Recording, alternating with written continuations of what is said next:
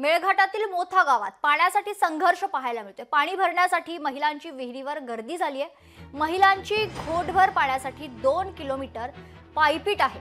दररोज पाणी भरण्यासाठी 2 किलोमीटर पायपीट या महिलांना करावं लागतंय।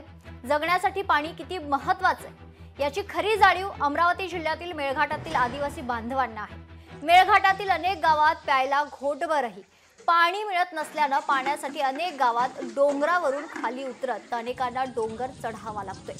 मेळघाटातील मोथा गावात महिलांना पाण्यासाठी संघर्ष करावा लागतो।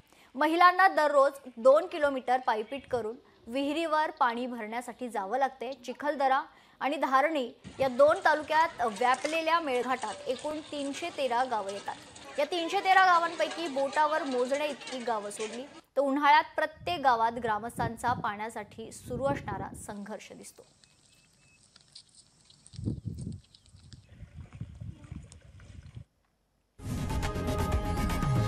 लोकशाही मराठी ऐका, पहा, जागरूक रहा।